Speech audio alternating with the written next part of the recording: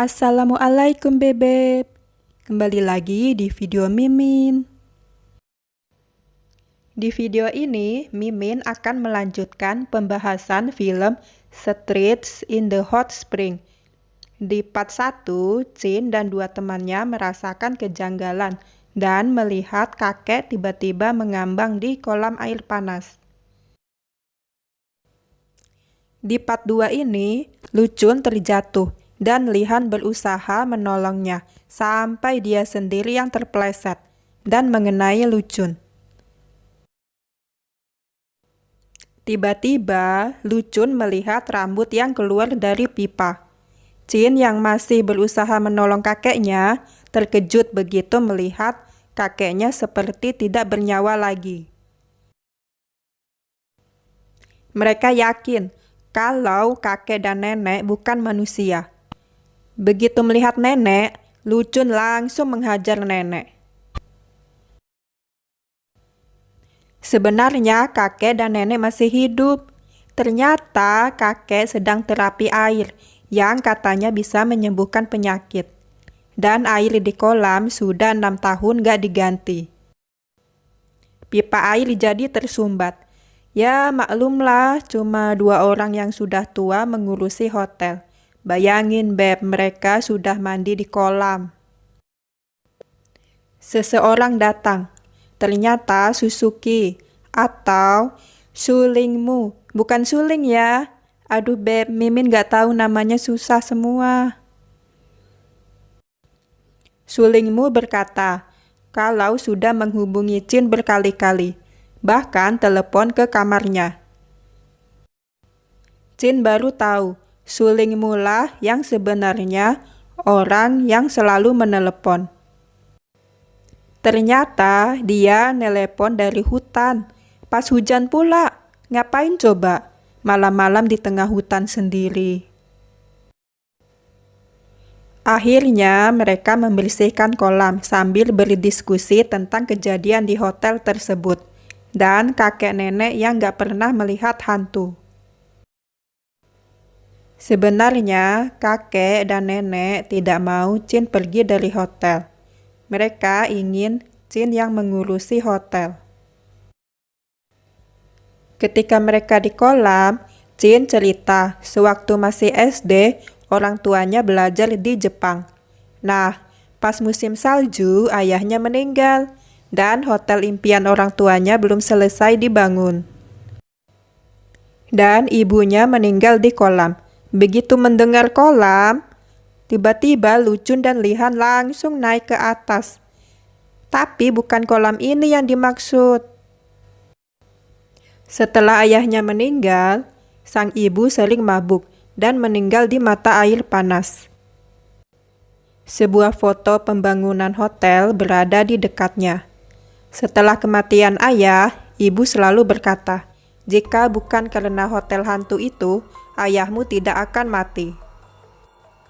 Lihan juga bercerita kalau dirinya dulu berteman baik dengan kelelawar, sampai akhirnya kelelawar menjadi perundung, dan Lihan berharap kelelawar mau berteman kembali dengannya. Pas mereka mau ke atas, tiba-tiba tercium bau. Mereka mengecek dengan cara memfoto setiap kamar. Begitu lihat hasilnya, Lucun berteriak dan salah satu fotonya ada yang kelihatan aneh. Pas dicek, ternyata gak ada apa-apa, Beb.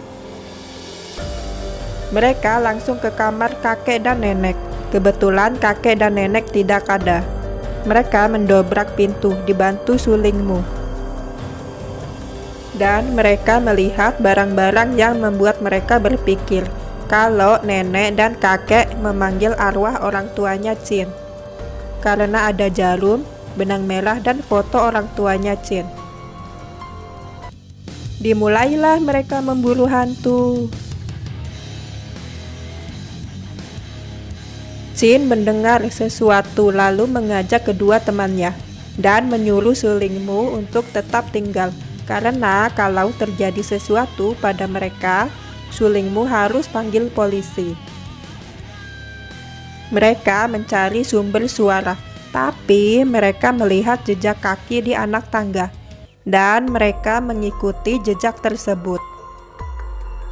Jejak kaki tersebut sampai ke dinding, dan ternyata mereka melihat putih-putih di atas. Sosok tersebut semakin kelihatan, gak cuma satu tapi dua. Jin teringat akan kematian orang tuanya, dan menyangka kedua hantu itu adalah orang tuanya yang dipanggil kakek dan nenek Jin. Jin meminta kedua hantu itu untuk pergi dan membawa Jin pergi. Tetapi hantu tersebut malah mendekati Jin, dan kedua teman berusaha untuk melindunginya. Lagi-lagi salah orang, tapi Jin menyadari kalau hantu tersebut bukanlah orang tuanya. Entah kenapa hantu-hantu itu suka sekali menangkap Li-Han. Dengan aksinya yang keren, Jin berusaha menyelamatkan Li-Han.